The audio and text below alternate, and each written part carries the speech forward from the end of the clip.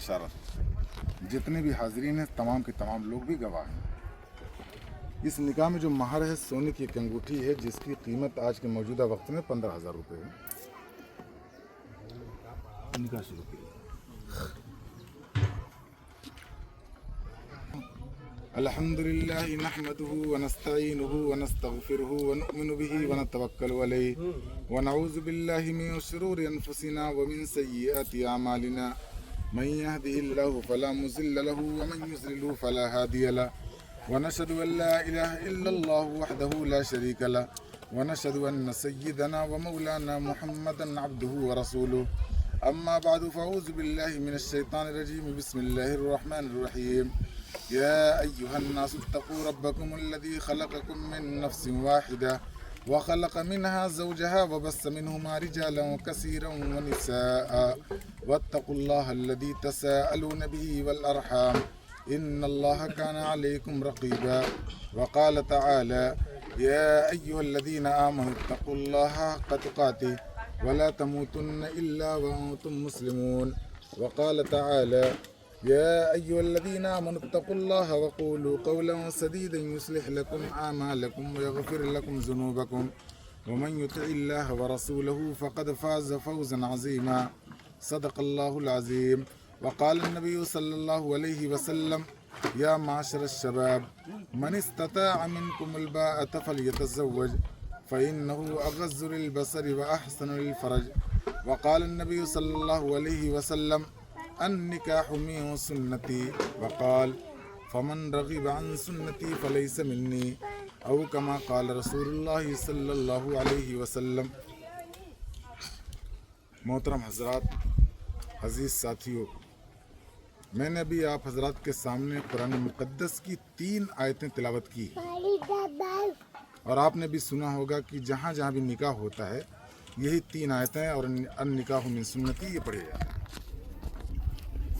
और आज तक हम लोगों ने इसका मतलब नहीं समझा कि इसके अंदर अल्लाह ताला या ईश्वर क्या कहना चाहते हैं।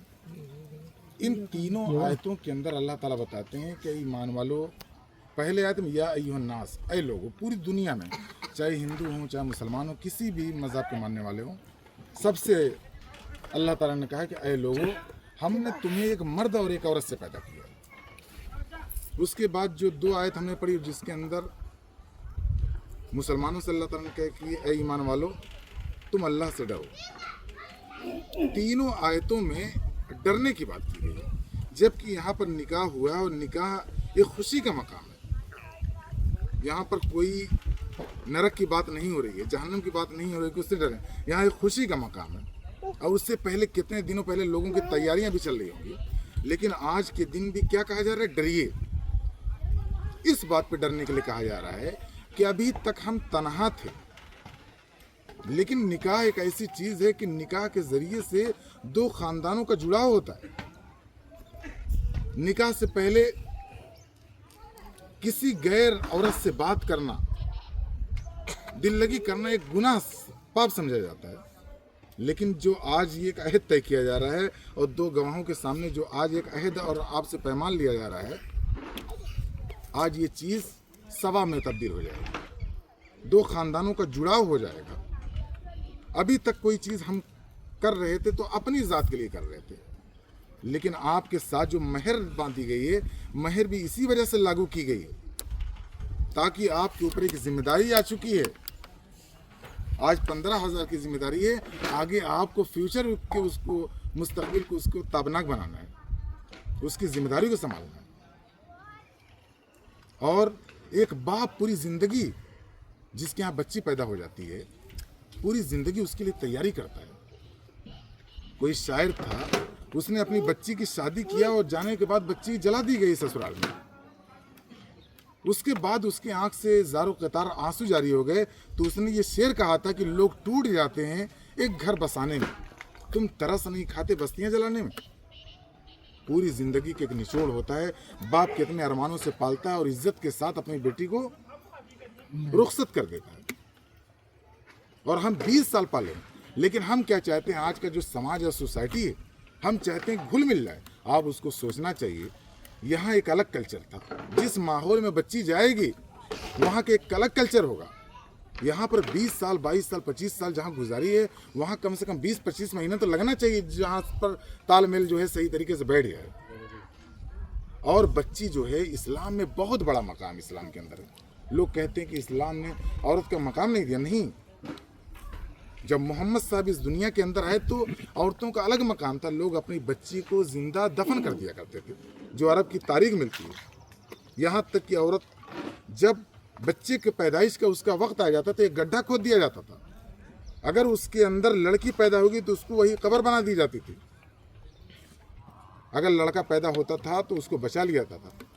लेकिन जब मोहम्मद साहब अरब की सरजमीन पर एक संदेष्टा बनकर आए ईश्वर की तरफ से, तो उन्होंने यही कहा था कि अगर किसी के यहाँ 2 बच्ची पैदा हों और उसने उनका सही तरीके से नाम रखा, उनको सही तरीके से एजुकेशन दिया, ज्ञान उसको दिया, और जब उसकी उम्र हो गई उसको इज्जत के साथ अपने घर से उसका निकाह पढ़ा के उससे रुखसत कर दिया, तो मैं और जन्नत में दोनों अंगुलियों को सटा कर कहा था कि मैं और दोनों जन्नत में दोनों इस तरह होंगे। औरत का मकाम बहुत बुलंद है।